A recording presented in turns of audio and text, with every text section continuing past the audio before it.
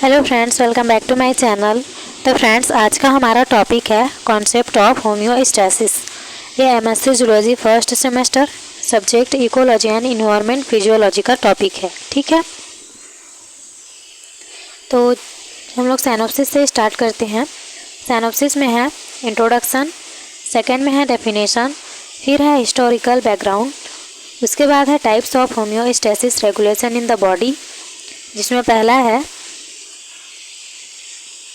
Thermo regulation, second है osmo regulation और third है केमिकल रेगुलेशन। उसके बाद फिफ्थ नंबर में है एग्जांपल ऑफ होम्योस्टैसिस। इसमें फर्स्ट है वाटर होम्योस्टैसिस। इसमें 3 पार्ट हैं। पहला है वाटर इनटेक, सेकेंड है वाटर लॉस और थर्ड है वाटर रेगुलेशन। उसके बाद इसका सेकेंड पार्ट है हार्मोन होम्योस्टैसिस। इसमें हम लोग फीडबैक मैकेनिज्म देखेंगे।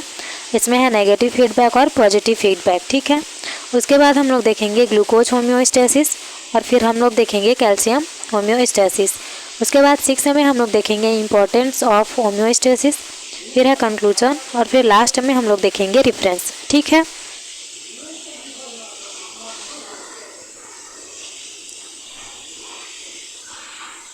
तो सबसे पहले हम लोग इंट्रोडक्शन से स्टार्ट करेंगे।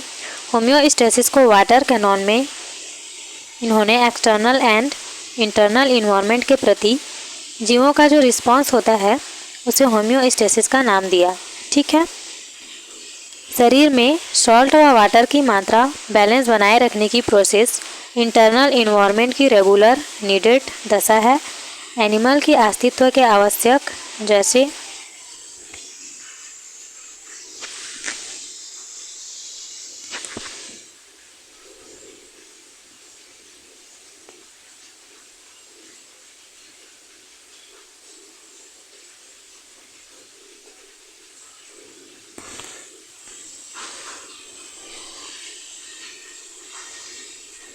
सॉरी, माइक मेरा डिस्कनेक्ट हो गया था। हम लोग फिर से स्टार्ट करते हैं। कहाँ तक हुआ था? एनिमल के अस्तित्व के आवश्यक जैसे केमिकल कोऑर्डिनेशन। सभी एनिमल चेंज्ड इन्वायरमेंट सर्वाइव करते हैं। जितने भी जो एनिमल्स होते हैं वो अलग अलग इन्वायरमेंट में लाइफ सर्वाइव करते हैं। एनिमल्स इन्वायरमेंट के अकॉर्डिंग अपने इंटरनल बैलेंस को बनाए रखते हैं या बनाए रखने का प्रयास करते हैं। ठीक है, एनिमल इन्वायरमेंट के अकॉर्डिंग मेटाबॉलिक मैकेनिज्म को सुचारू रूप से चलाते हैं और water, salt and acid base को बनाए रखते हैं। इस तरह एनिमल अपने बॉडी में वाटर, साल्ट एंड हार्मोन के लेवल को साम्य बनाए रखकर होम्योस्टैसिस की प्रोसेस को कांस्टेंट रखते हैं और बॉडी को बायोलॉजिकल फंक्शन को संपादित करते हैं। यहाँ पे body temperature it will be constant. इसका थोड़ा सा जो फ्लो चार्ट टाइप सा दिया गया है।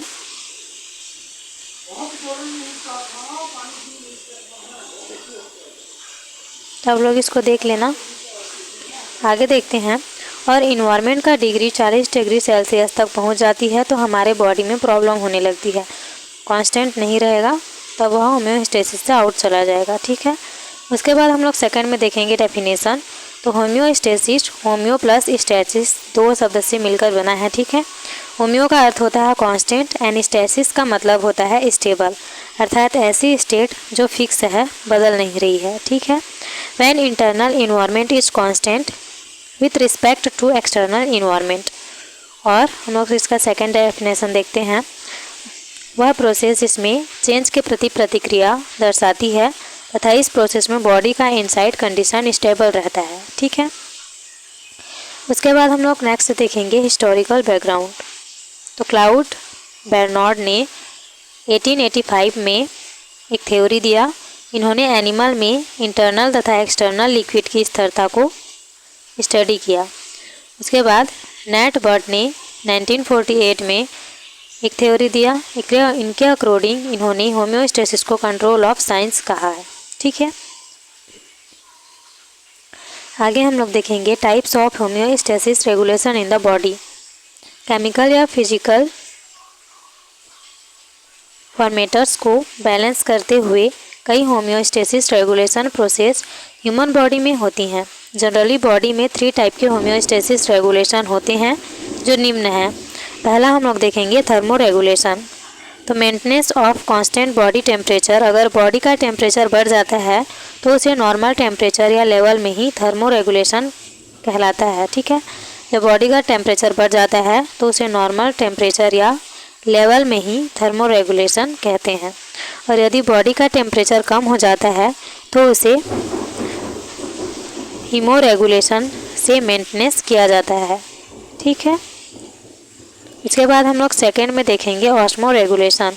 तो maintenance of constant water and salt level, इस प्रोसेस का एक क्लासिक एग्जांपल ब्लड के ऑस्मोटिक प्रेशर को मेंटेन रखने के लिए यूरिन के रूप में एक्सेस वाटर एंड आयन को ब्लड से बाहर निकालना होता है। ठीक है, उसके बाद हम लोग थर्ड देखेंगे chemical regulation. Chemical regulation hormones के प्रोड्यूसिंग के थ्रू बॉडी में ग्लूकोज एंड कार्बन डाइऑक्साइड जैसे केमिकल की कंसंट्रेशन को बैलेंस करने का वर्क करता है। यह इसकी प्रोसेस है।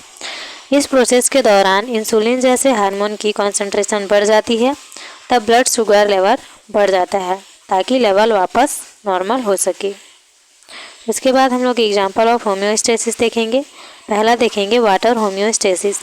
बॉडी में वाटर की मात्रा का बैलेंस बनाए रखने की प्रोसेस को वाटर होम्योस्टेसिस कहते हैं। ठीक है,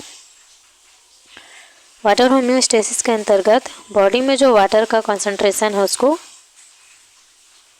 बैलेंस करने का काम करता है ना। यह वह माध्यम है जिसमें सेलुलर मेटाबॉलिज्म की सभी केमिकल रिएक्शन उत्पन्न होते हैं। अतः वाटर बैलेंस की प्रोसेस एनिमल में निम्न प्रकार की होती है। पहला है वाटर इनटेक, सेकंड है वाटर लॉस, थर्ड है वाटर रेगुलेशन। तो हम लोग पहला देखेंगे वाटर इनटेक। सभी एनिमल वाटर को ग्रहण कर बॉडी के अंदर की वाटर की मात्रा को बनाए रखते हैं। फूड मटेरियल के ऑक्सीडेशन द्वारा मेटाबॉलिज्म वाटर का निर्माण करते हैं। सेकंड हम लोग देखेंगे वाटर लॉस। बॉडी में वाटर लॉस 4 टाइप के होते हैं। पहला है स्किन में स्वेटिंग द्वारा, लंग्स में रेस्पिरेशन द्वारा, किडनी में यूरिन द्वारा और इंटेस्टाइन वाटर प्रोडक्ट द्वारा। ठीक है, अब हम लोग थर्ड देखेंगे वाटर रेगुलेशन। तो एनिमल में वाटर रेगुलेशन एंडोक्राइन रेगुलेशन द्वारा होता है। अब देखते हैं हम लोग एंडोक्राइन रेगुलेशन क्या होता है। तो एडीएच हार्मोन जो पिट्यूटरी ग्लैंड में न्यूरोहाइपोफाइसिस एंड हाइपोथैलेमस के कांटेक्ट में आता है, तो एडीएच को सिक्रेशन न्यूरोहाइपोफाइसिस में करता है। ठीक है, उसके बाद हम लोग सेकेंड देखेंगे हार्मोन होम्योस्टेसिस। इसमें फीडबैक सिस्टम देखेंगे। If there are one chances the place in internal environment, then feedback system is take back into its constant state on in homeostasis। अर्थात हमारे बॉडी में कोई भी इंटरनल चेंजेस होते हैं तो फीडबैक सिस्टम पुनः होम्योस्टेसिस में लाता है। It is of 2 types. इसके 2 टाइप्स हैं। पहला है पॉजिटिव फीडबैक सिस्टम और दूसरा है नेगेटिव फीडबैक सिस्टम। तो हम लोग पहला देखेंगे positive feedback system. When anything is decrease in our internal environment, then it is try to help into normal situation by increasing it। इसका एग्जाम्पल है in blood clotting, when any part of body injured, this system release chemical that activate blood platelets। platelets are responsible for formation of blood clot and stop bleeding। अर्थात जब हमें कभी चोट लग गई हो तो ब्लड रिलीज होना स्टार्ट हो जाता है, तो उस टाइम पे ये positive feedback system blood platelets को एक्टिवेट करने के लिए एक हार्मोन केमिकल रिलीज करता है, तो वे ब्लड प्लेटलेट्स को बढ़ा देते हैं। अब प्लेटलेट्स का काम होता है कि सिंपल वर्क होता है कि ब्लड क्लॉटिंग के फॉर्मेशन में हेल्प करता है, तब ब्लड क्लॉट बन जाएगा और ब्लड रुक जाएगा, अर्थात ब्लड का थक्का बन जाएगा। ठीक है, उसके बाद हम लोग सेकंड देखेंगे नेगेटिव फीडबैक सिस्टम। तो व्हेन एनीथिंग इज इंक्रीज्ड होती है जो हमारे बॉडी में इंटरनल इन्वायरमेंट, तब यह सिस्टम कोशिश करता है हेल्प करने में कि उसको नॉर्मल कंडीशन में लाता है बाय डिक्रीजिंग के थ्रू। इसका एग्जांपल है यहाँ पे टेम्परेचर जब बढ़ता है तो स्किन हीट होती है, सिंगल हाइपोथैलेमस उसके बाद टेम्परेचर रेगुलेशन सेंटर में जाता है और वहाँ पे स्वीट ग्लैंड स्टिमुलस को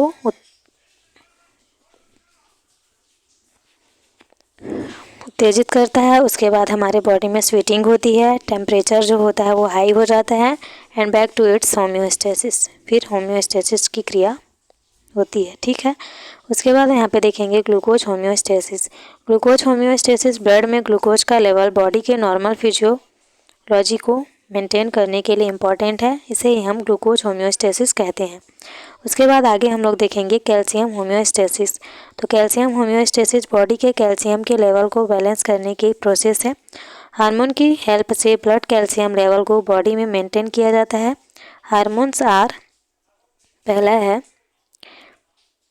कैल्सिटोनिन जो थायराइड ग्लैंड से स्रावित होते हैं, और सेकेंड है पीटीएच पैराथायराइड हार्मोन। ठीक है, उसके बाद हम लोग आगे देखेंगे इम्पोर्टेंस ऑफ होम्योस्टेसिस। होम्योस्टेसिस एक नेसेसरी प्रोसेस है जो उच्च स्तरों पर लिविंग बीइंग के इंटरनल इन्वायरमेंट को मेंटेन रखती है ताकि नॉर्मल फिजियोलॉजी प्रोसेस आसानी से हो सके, और होम्योस्टेसिस के परिणाम स्वरूप मेटाबॉलिक रिएक्शन एंजाइम के द्वारा कंट्रोल होता है। होम्योस्टेसिस बॉडी को तब भी कार्य करने के लिए अलाउ करती है जब इन्वायरमेंट और अदर फैक्टर्स बदलते हैं। होम्योस्टेसिस के नैदानिक अनुप्रयोगों में से एक क्लिनिकल एप्लीकेशन के कारण स्पीसीज के फैगोसाइटिक एक्टिविटी द्वारा प्रतिरक्षा प्रणाली की प्रोसेस है। उसके बाद हम लोग आगे देखेंगे कंक्लूजन। तो होम्योस्टेसिस प्रोसेस एक ऐसी सिचुएशन है जिसमें बाहरी इन्वायरमेंट के चेंज के बावजूद बॉडी का इंटरनल इन्वायरमेंट सापेक्ष से कांस्टेंट स्थिर रहता है। यह एक फिजियोलॉजिकल प्रोसेस है जो बॉडी के इंटरनल सिस्टम के द्वारा होता है। इसका रेफरेंस है, पहला है एनिमल फिजियोलॉजी बाय ए.के. बैरी है ना, ये सुधार लेना आप लोग। उसके बाद है एनिमल फिजियोलॉजी बाय वी.के. शर्मा। उसके बाद थर्ड है बाइनेट। तो आई होप आप लोगों को नोट समझ में आया होगा। अगर वीडियो अच्छा लगा हो तो प्लीज़ चैनल को लाइक शेयर एंड सब्सक्राइब करें and thank you for watching. मिलते हैं नेक्स्ट टॉपिक में।